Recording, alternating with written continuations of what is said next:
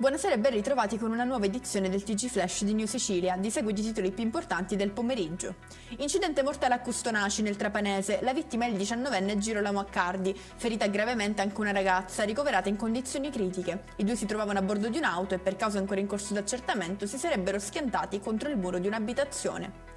Dichiarato lo stato di calamità naturale da siccità severa in tutta la regione. Lo ha deciso il governo Schifani accettando la proposta dell'assessore all'agricoltura Luca Sammartino. La Sicilia è l'unica regione d'Italia e tra le poche d'Europa in zona rossa per la carenza di risorse idriche. Prosegue la protesta degli agricoltori nell'isola, in prima linea una quarantina di trattori insieme a camion e auto che hanno invaso Siracusa.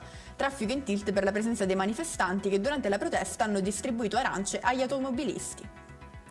Scatta la denuncia per un 49enne di Giarre, nel Catanese, arrivato in tarda serata in caserma per affidare 4 cuccioli di cane che aveva trovato. Di fronte alla richiesta dei carabinieri di attendere fino all'indomani, avrebbe lanciato uno degli animali oltre la recinzione.